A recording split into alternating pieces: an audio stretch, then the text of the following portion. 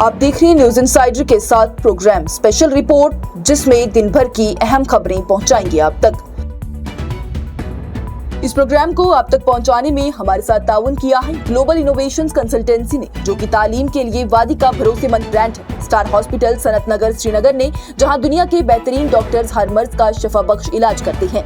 Birla open minds international school TMT Srinagar ने सैंसोगीजर, जो कि सर्दी के मौसम में गर्म पानी के लिए जम्मू कश्मीर के लोगों का भरोसेमंद ब्रांड है। और Al Fazal tour and travels Anantnag Kashmir ने, जो हज, उम्रा और जियारत के लिए बेहतरीन खिदमत फराहम करते हैं। जम्मू कश्मीर के नायब वज़ीर आला सुरेंद्र चौधरी की जानिब से LOP सुनील शर्मा पर एक बार फिर तनकीद करते हुए उन्हें लॉलीपॉप लीडर करार दिया गया। बोले, इनका नार्को टेस्ट करवा लो, ये भी रियासती हैसियत की ही बहाली चाहते हैं। श्रीनगर में मीडिया से गुफ्तगू करते हुए जम्मू कश्मीर के नायब वज़ीर आला सुरेंद्र चौधरी की जानिब से leader of opposition Sunil Sharma पर सख्त तनकीद की गई है और उन्हें लॉलीपॉप लीडर करार दिया गया है। चौधरी की जानिब से कहा गया है कि अगर इनका नार्को टेस्ट करवाया गया तो ये भी रियासती हैसियत की बहाली का ही मुतालबा करेंगे। उन्होंने कहा कि बीजेपी जम्मू कश्मीर के लोगों को, सैलाब-ज़दा लोगों को मुकम्मल तौर पर भूल चुकी है। उनकी जानिब से कहा गया कि जम्मू के लोग जिन्होंने आपको 28 सीटें दी, लेकिन सैलाब ने उनका सब कुछ छीन लिया, घर, फसलें, सड़कें हटा दी, यहाँ तक कि शादियों के लिए इकट्ठा किया गया सोना तक ले लिया, मगर बीजेपी ने किसी को मुआवजा नहीं दिया। बीजेपी उनके रहनुमा सिर्फ मीडिया से बात करते हैं, अवाम के सामने उनके आने की हिम्मत नहीं है। चौधरी की जानिब से कहा गया कि LOP को चाहिए कि वो LG से कहकर ट्रांजैक्शन ऑफ बिजनेस रूल्स की फाइल को क्लियर करवा दें। ये फाइल कैबिनेट से पहले ही मंजूर हो चुकी है, अब इसे सिर्फ गवर्नर की मंजूरी चाहिए, जिसमें LOP अपना किरदार अदा कर सकते हैं। सुरेंद्र चौधरी की जानिब से महबूबा मुफ्ती पर भी तनकीद की गई है और कहा गया है कि वो बीजेपी की जुबान बोल रही हैं। उन्होंने बयान में कहा कि आप महबूबा मुफ्ती का कल का बयान सुने, वो LOP के ही अल्फाज थे। बात असल में ये है कि बीजेपी और PDP का अलायंस अब भी जिंदा है और अवाम कभी भी महबूबा मुफ्ती को माफ नहीं करेगी, क्योंकि उन्होंने जम्मू कश्मीर का खास मकाम तबाह कर दिया। नायब वज़ीर आला की जानिब से आम आदमी पार्टी के मुंतखब MLA महराज मलिक पर भी पब्लिक सेफ्टी एक्ट के नफाज को जमहूरियत का कत्ल करार दिया गया है। उन्होंने LG मनोज सिन्हा से दरख्वास्त की है कि वो PSA को फौरन ही वापस ले लें और महराज मलिक को रिहा कर दें। चौधरी की जानिब से कहा गया है कि इस कदम से पूरे मुल्क की जमहूरियत पर सवाल उठता है। ये सिर्फ महराज मलिक पर नहीं, बल्कि हिंदुस्तान की जमहूरियत पर PSA लगाया गया है। उन्होंने ये भी कहा कि अगर महराज मलिक ने कोई गलत बात की थी तो उस पर सिर्फ एक सादा FIR दर्ज किया जा सकता था। PSA लगाना बिल्कुल गलत है और नाइंसाफी है। हर शहरी को अपनी राय का इजहार करने का बुनियादी हक है।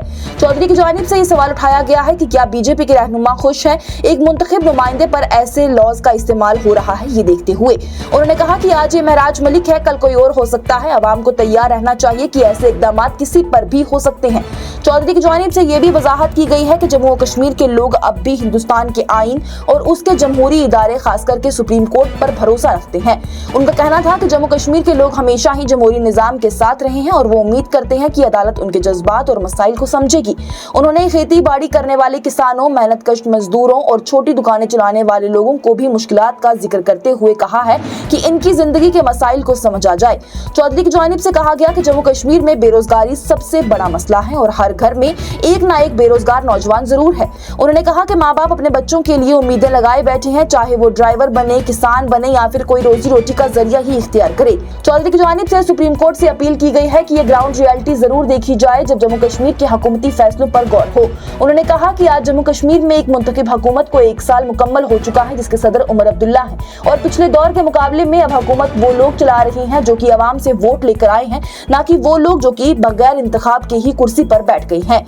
आखिर में उन्होंने कहा है कि अदालत का फैसला सिर्फ कानूनी नहीं होगा, बल्कि ये फैसला जम्मू कश्मीर के हर उस शहरी के लिए एक पैगाम बनेगा जो कि जमहूरी निजाम में यकीन रखता है और ये जरूरी है कि ये फैसले में अवाम के जज्बात, खास करके किसान, मजदूर, ड्राइवर, दुकानदार और माँ बाप के अरमानों को भी मद्देनजर रखा जाए। कर्जे में स्टेट देश है या नहीं है, ये लॉलीपॉप लीडर साहब को पूछो। दूसरा कि हम स्टेटहुड क्यों मांग रहे हैं, इस लॉलीपॉप लीडर का नार्को टेस्ट करो, अंदर से ये भी स्टेट चाहता है। बाकी छोड़ो, आप पूरे जम्मू कश्मीर में जहाँ जहाँ बीजेपी का कैडर है, जो जिनको पास कोई ओहदा नहीं है, जिनके पास कोई कमाई का साधन नहीं है, उस बीजेपी के वर्कर या उस वोटर के पास चले जाओ, उसको पूछो तुझे स्टेट चाहिए, वो कहता है स्टेट चाहिए क्योंकि उसके घर में बच्चा बेरोजगार है। जिस जिस घर में बीजेपी के वर्कर के घर में बच्चा बेरोजगार है, हर वो बीजेपी का आदमी, वो वोटर चाहता है कि हमें स्टेट मिले, और वो महसूस कर रहा है कि हमने 28 सीटें इनको जिता के गलती की। कम से कम नेशनल कॉन्फ्रेंस स्टेटहुड पे बोल तो रही है। ये वो गूंगे हैं, डरते हैं, बोलते ही नहीं, बोलते हैं तो पापा मारता है। इनको जवान है झूठी।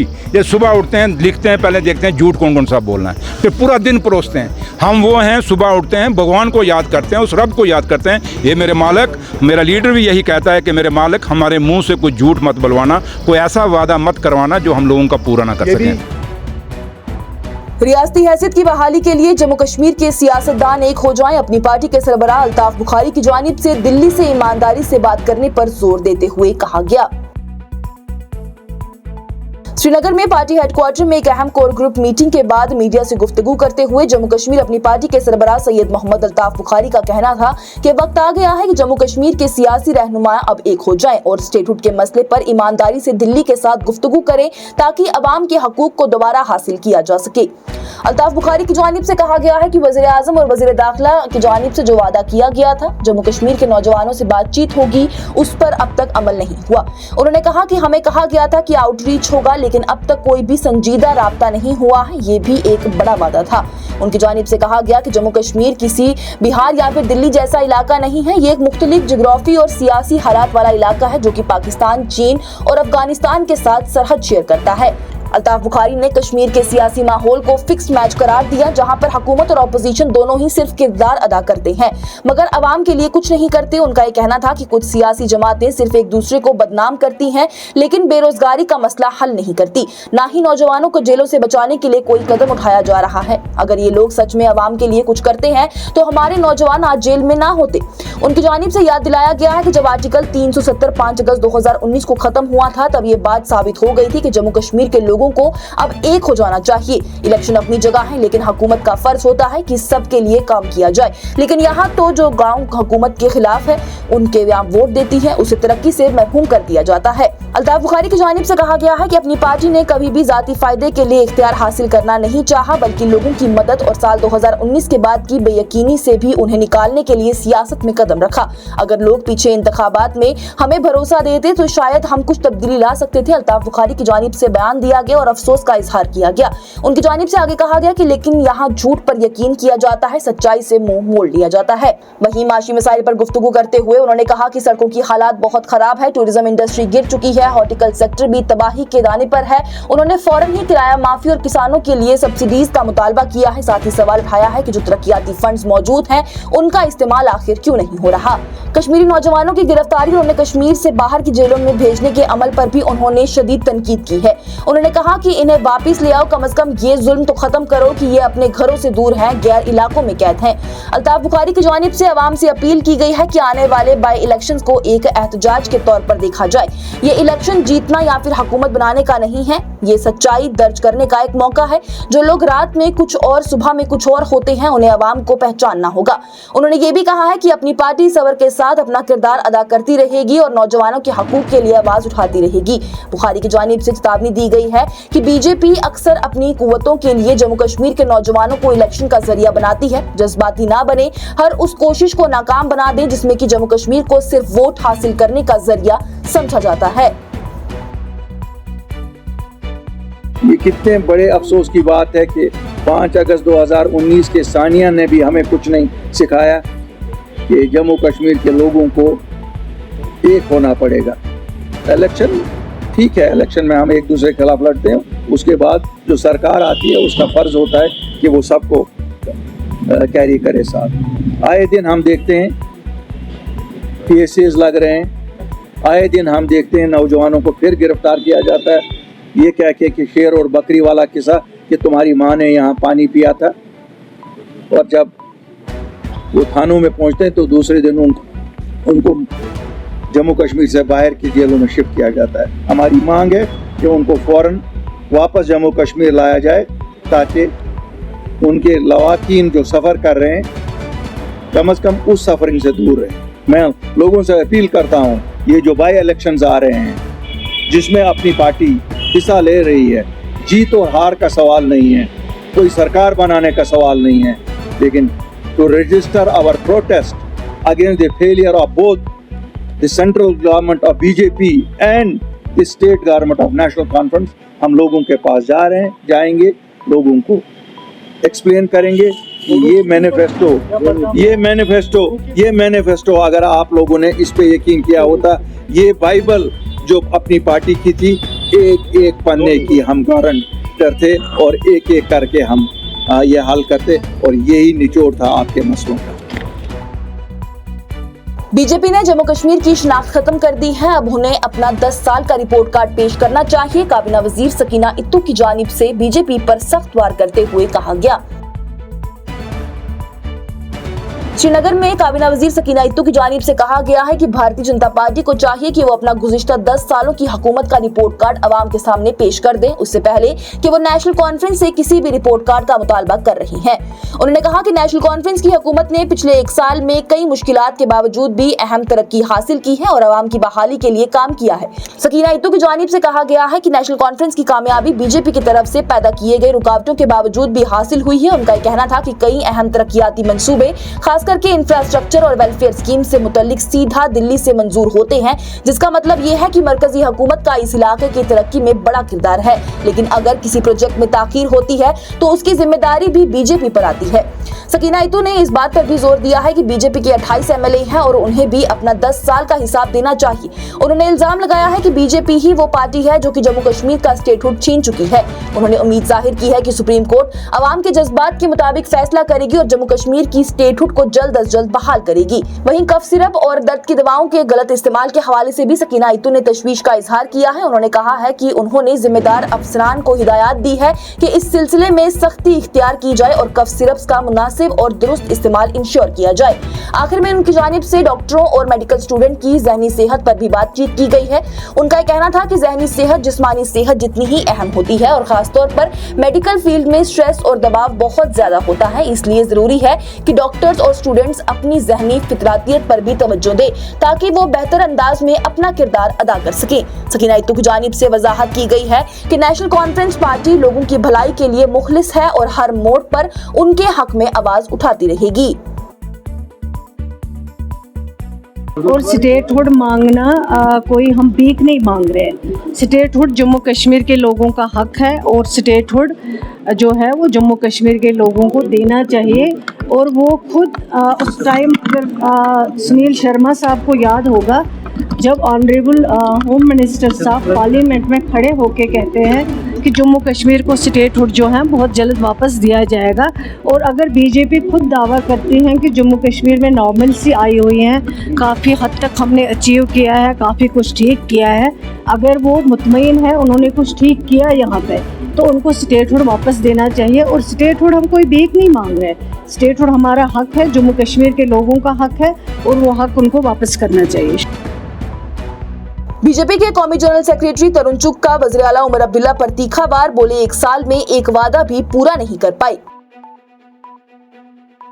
भारतीय जनता पार्टी के कौमी जनरल सेक्रेटरी और जम्मू कश्मीर के इंचार्ज तरुण चुग की जानिब से जुमारात को वज़ीर आला उमर अब्दुल्ला पर सख्त तनकीद की गई है। उन्होंने कहा है कि जम्मू कश्मीर के वज़ीर आला उमर अब्दुल्ला की हुकूमत को 1 साल मुकम्मल हो चुका है, लेकिन अब तक एक भी वादा पूरा नहीं हुआ जो कि अवाम से इंतखाबात के दौरान किया गया था।